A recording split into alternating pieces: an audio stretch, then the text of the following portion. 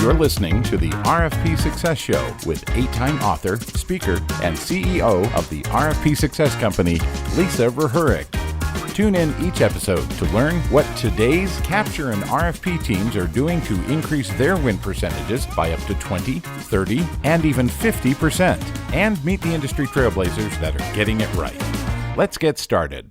Hello, everybody, and welcome to the RFP Success Show. I am your host, Lisa Rehurek, and today's guest is Deb Zahn. So Deb is a sought-after consultant with 10 years of successful consulting under her belt. She has earned a reputation as the closer. I love that. The consultant who can get high-value contracts with hard-to-get clients. That's pretty intriguing. She also is a podcast host herself. She's got the Craft of Consulting podcast, which features other successful consultants who share their strategies and insights about building their consulting business and delighting their clients as well as consulting clients who share what makes some consultants rise to the top of their hire list. So I was first introduced to Deb because I heard her on another podcast and I kind of sort of fell in love because she was giving so many golden nuggets. And I think I've listened to that thing like 5 or 6 times since then because I'll remember, I think Deb Zahn said that in that podcast. I got to go back and listen to it. So when I heard her, I thought, this woman is fantastic. And then I heard that she had some RFP expertise and I thought, okay, we got to get her on the show. So here we are. Welcome, Deb. I'm so excited that you're here. Thank you so much. I am delighted. And you know, I'm an RFP nerd too. So I am ready to talk all things RFP and consulting. Oh my gosh. So tell us a little bit about your background. What did you do before you started? Because you're now kind of known as the consultant of consultants, very well known and very successful. What did you do before that? So I have had a sort of an interesting path, none of which was terribly by design until recently. So I'm actually still a practicing consultant. So everything I talk about doing, just know that I've likely done it this week. And nice. And so that's really helpful. So I'm a healthcare consultant. That's how I ended up down the path where I decided to help other consultants. And before that, I worked at, Kaiser Permanente. I worked at, organizations that do a variety of things in healthcare. And I worked at a statewide foundation, which is also helpful in terms of thinking of RFPs, because that's where I had to be a reviewer and do various things. I did a whole bunch of good and wonderful things that I felt very proud of in my work life, but really had a desire for more diversity and more flexibility, which is what drove me to consulting. And I started off working at an absolutely lovely national firm. And then about 1.5 years, 2 years ago, went independent. And so I'm fortunate that I still get to serve great clients who are doing good things for the world. And then at the same time, helping other consultants figure out how to be successful and skip many of the mistakes that I made when I first started that delayed my success. So I'm trying to get everybody to hop over that and get to the good part. I love that. And I so love, as you know, because we've talked about this, the fact that you've been a reviewer, because that insight is going to be hugely valuable for our listeners. So let me ask you this. So obviously you're in the consulting business. You help businesses see things from a completely new perspective. And as the recording of this, right, we're in spring of 2021, about a little over a year through this pandemic. So what are you seeing from a behind the scenes perspective that is changing now that we're emerging from this craziness? Exactly. So I'm seeing some of the panic and the numbness that existed sort of right at the heart of it. And I'm starting to see companies and organizations starting to emerge out of it, as well as, consultants and people who work with those organizations start to say, okay, did we really want to return back to normal, or are there better ways to do things? And I think recognizing that it's not just a matter of putting the pandemic behind us and saying, well, thank goodness we'll never have another disruption ever again in our lives. And yet that's only if you don't watch the news. And we just had another disruption. We just had, the attack on a pipeline, and suddenly you got people at gas stations putting gasoline in Ziploc bags. So, which don't do, please. Don't do that. Don't do that. But so there's still going to be uncertainty. There's still going to be disruptions. We don't know what they're going to be. We don't know what they're going to look like. But people are starting to ask the questions, how are we going to be different, both to prepare for whatever happens, but then also, how can we be different that's going to be a key differentiator for us in front of our clients and our customers? Because everybody's just gone through frustration and feeling beat down and just all kinds of things. So how can you show up differently that helps take others to a place where they're going to be more sustainable over the long term? So people are doing things like contingency planning for whatever happens, which I think is a great idea. They're hopefully re-looking at what their client or customer experience is, because one of the key differentiators is and shall always be, but especially now, what type of experience you provide that's going to set you apart from others. So there's a lot of activity like that I see kicking back up as people start to say, all right, there's a future and we actually have to help forge that future. And it's interesting because I feel like companies have talked about that, right? Contingency planning. We've got emergency preparedness. We've got this contingency plan, but they didn't really, nor did they know how to execute it. And so it sounds like you're seeing people saying, okay, now we really actually need to be prepared because we probably will at some point need to execute this. That's right. And if you think of the pandemic as the world's most difficult stress test of what you actually had and didn't have in place, the smart organizations, the smart companies are using that as an opportunity to make themselves better and stronger. The folks that I think are going to have a difficult time surviving are just like, I just want to let's just put that behind us and just pretend like it didn't happen. That's a waste of a crisis. Do you know who Todd Herman is? Yes. So I don't know if you saw this, but at the beginning of the pandemic, he got COVID and he did a kind of an informal survey of CEOs, but it was a lot of CEOs. I mean, it was maybe like 250 or 300 people that he talked to. And he found at that time, the people that were kind of focusing on COVID and focusing on the news and focusing on all that was bad were really struggling. And the CEOs that really kind of shot out right away were the ones that were like, we got to find a way out of this now. We're moving forward. They didn't really speak negatively and they pivoted pretty quickly. So It sounds somewhat similar to what you're talking about and what you're seeing. Yeah, I had a client who was oddly cheerful when I talked to her, sort of in the height of it. And I know her well enough. I've worked with her for a long time. I said, why the heck are you so happy? And she's like, well, crises are my sweet spot. That's when things get thrown up in the air and people are willing to do new things. And she actually used to, in her glory days as a youth, used to be part of an improv group. And she's like, I'm back. I'm in my element. And they were able to pivot quite successfully and essentially get new opportunities they otherwise wouldn't have gotten. Yeah, I love that. I love, and I'm kind of one of those people. It's like, be open to the universe and be open to what can come to you. And there is a lot of different opportunity out there for sure. And kind of one in particular, as we talk about this, and we know that the American Rescue Plan that's likely coming down the pike here, it's going to include in programs, incentives, money to businesses to invest in their growth and also, and mostly to support the infrastructure of a lot of different things. So what do you feel is a most important action that businesses can take now to kind of get ready for what might come? Because we don't really know what's going to come, but should people be preparing and what kind of an action should they be taking? So the answer to the should they is heck yes. You absolutely should. And actually, there already has been action related to this. So I have a client that I'm working with right now on one of their awards.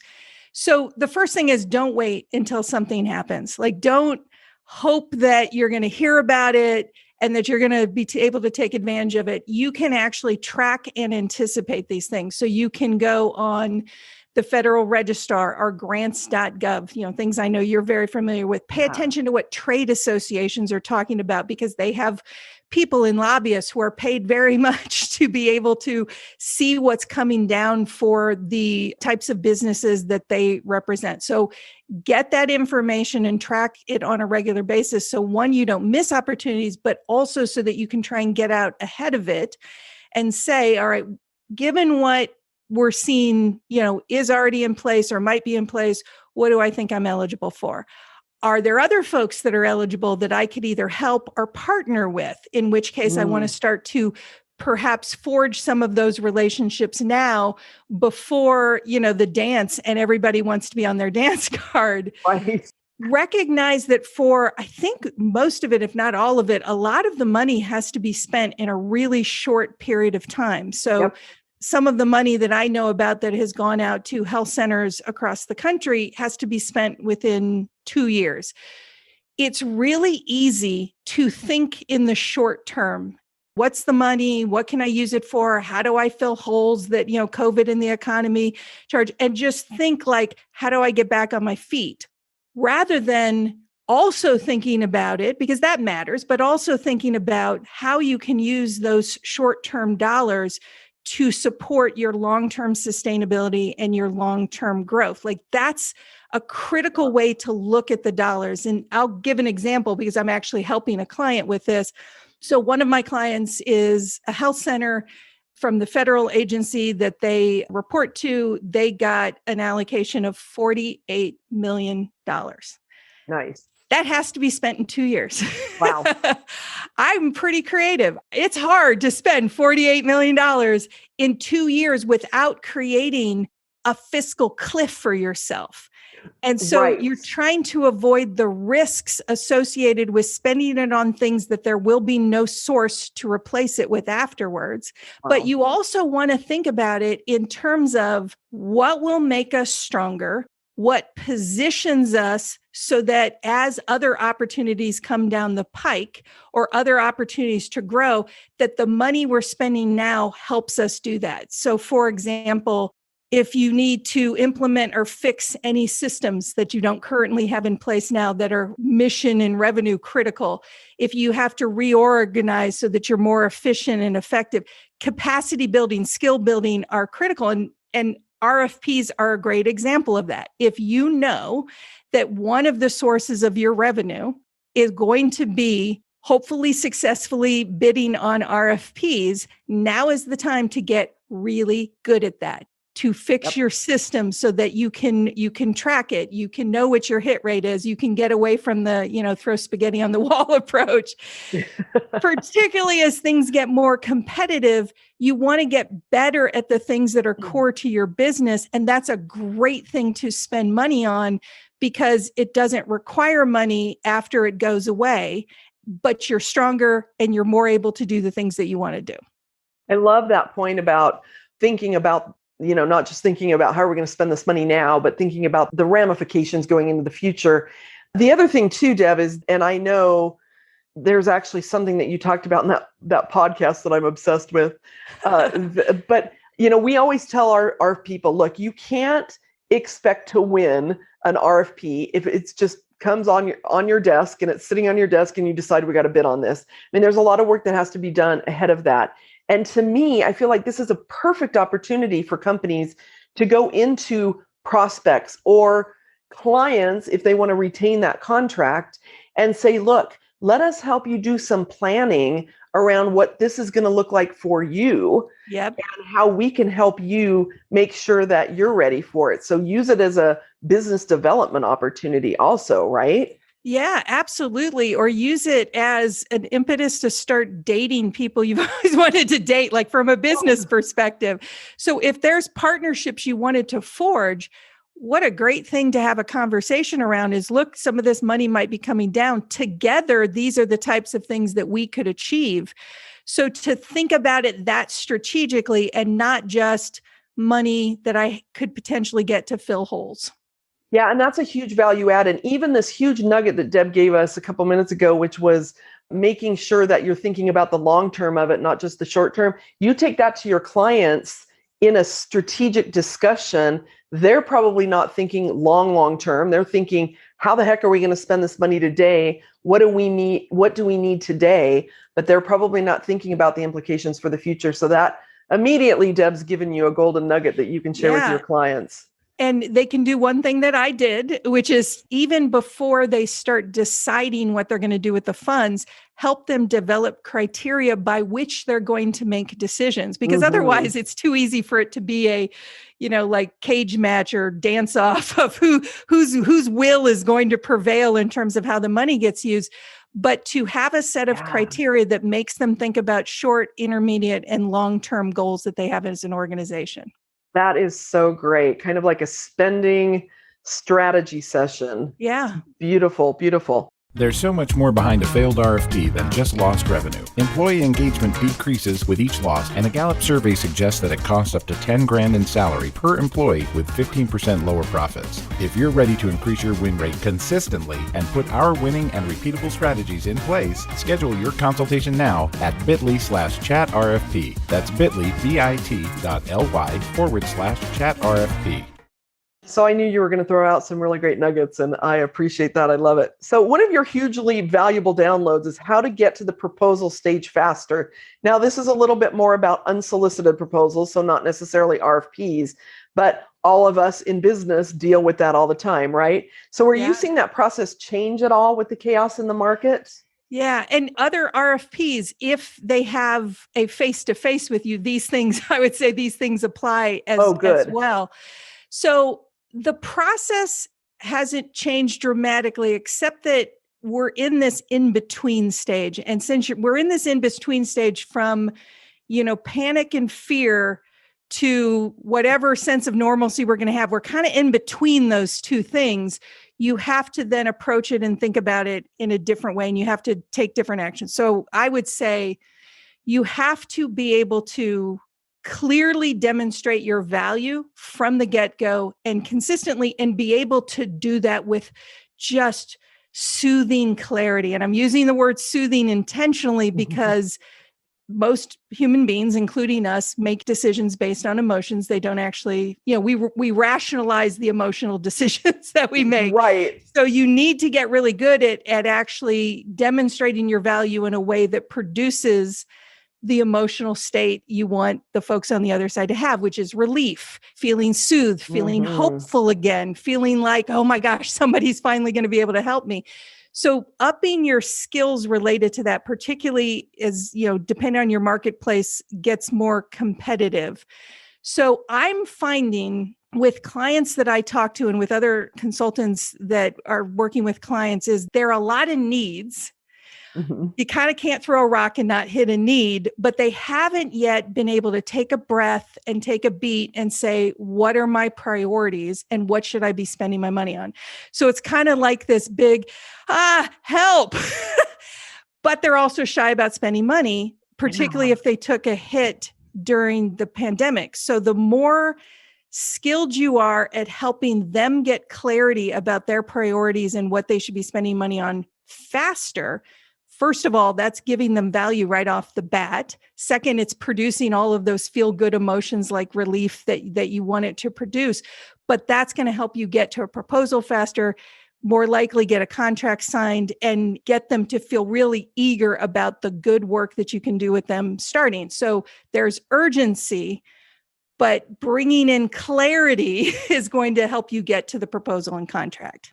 Yeah, it's such a good point, because we do always try to make sure that when we're helping our folks with their RFP responses, that they're building trust and they're helping make the reader feel like, a sense of relief. But it feels like that needs to be even heightened right now, because there's so much, not necessarily distrust in individuals, but distrust in the world right now and what will happen next. That's right. And it's not an irrational response to what's been happening in the world. Right. So that being proactive and doing your homework so that you can say, all right, look, here's what I see happening in your market. You may know about this. You may not know about these other things. Here are some potential threats and opportunity. And have in your pocket, like, here are 3 things that, based on what I've heard you say, probably make sense for you to tackle first. And here's why. Even that prioritization step can be so relieving to them, because most of them have been working so hard that they haven't had a time to sit and do it. So you doing some pre-thinking, you doing some sorting is going to make them more willing to take a next step. Yeah. And the other thing about that is that I bet, and this is always the case, but again, exacerbated because of our environment, just having somebody listen to them. And as consultants, actually, as anybody selling to anybody, whether you're a consultant or not, you should always be in listening mode, right? I can imagine even just that exercise of listening to them and let them just toss it all out. You're going to learn a ton, but can you imagine the relief that they probably haven't had for a while? Yeah, or even the recognition of what they've been through. So I was actually at a client site for the first time in a year and a half. I was actually there this Saturday, and they showed, they're a health center, and they showed a video of everything they had to do during COVID. And I got misty. I mean, I literally welled up because I thought I knew everybody was working hard. My husband's a mental health provider. I've seen it in our house in terms of all the things that they have to do. That's so much more than they ever have to do. But I got to see it, experience it, appreciate it. And then the way that I'm going to interact with them afterwards is going to be with more care and concern. It just is. Yeah. And especially in the healthcare field, right? That's also another good point is what industry are you serving that maybe got hit even harder than some other industries? And certainly healthcare is at the top of that list. And they need some grace and empathy right now for sure. Right. Or small businesses or hospitality or travel. I mean, there's so many. There really is. This is such great conversation. Now I want to talk about RFPs specifically, right? Yay. It's kind of crazy. Early in my career, I never would have thought that I'd get so excited about RFPs, but alas, here we are.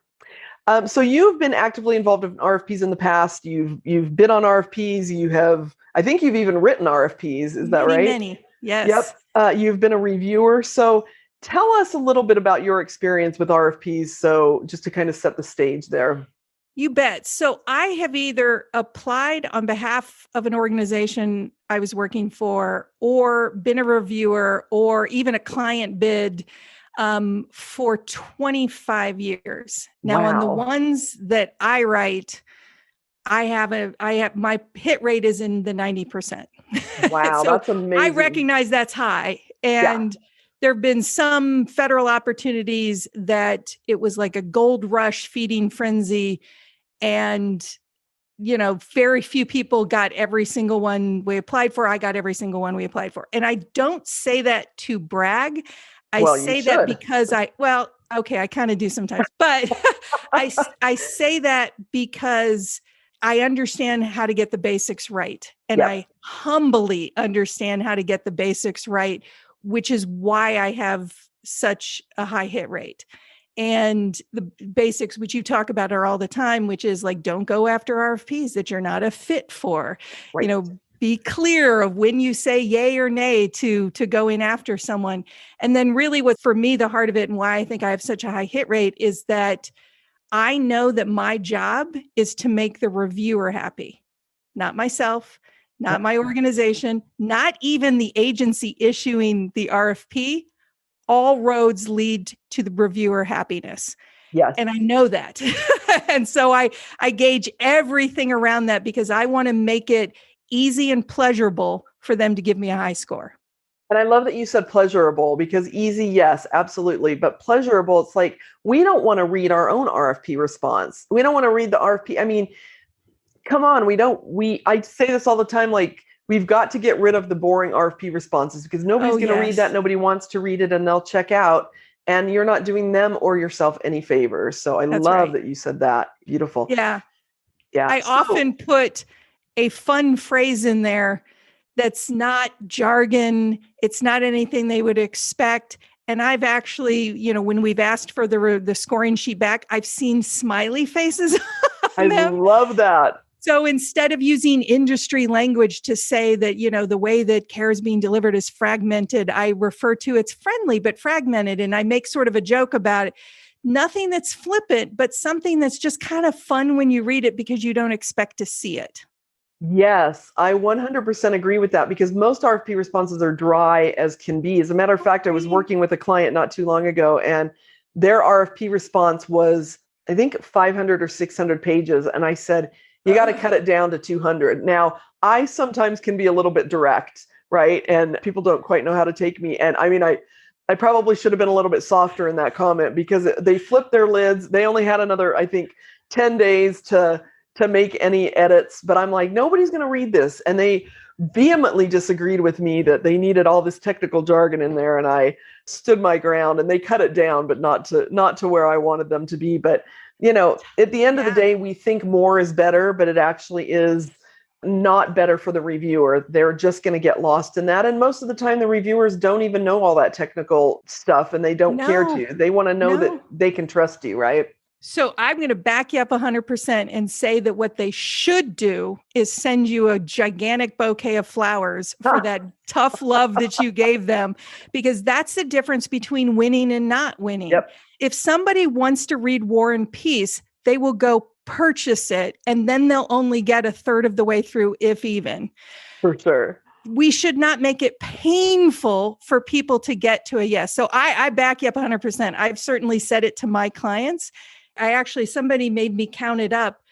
All of the RFPs that I've done for clients have yielded over $100 million. And that's amazing. The reason that's not chump change is because they know that there is an art and science to RFPs, which you know intimately. And if they're wise, they will listen. Yes. You know, it's funny. It is interesting that, and you probably run across this too. People will hire us and then not fully listen to us. And oh, yeah. you just have to laugh. Once, that's true. Right? Maybe if they want to win, they'll listen next time. Yes. Yep, that's very true. You have been listening to the RFP Success Show. Thanks for tuning in. We are going to bring you the second half of our interview with Deb Zahn in 2 weeks. So make sure you tune in for the rest of my interview with For Consultants, Deb Zahn. This has been another episode of the RFP Success Show with Lisa Rehurek, 8-time author, speaker, and CEO of the RFP Success Company. Thank you for joining us. If you have feedback on today's episode, email us at podcast@rfpsuccess.com. No matter your business size, industry, if you have an in-house RFP team, or need outside support, the RFP Success Company helps increase RFP win ratios by 10, 20, and even 50%. Learn more at the rfpsuccesscompany.com.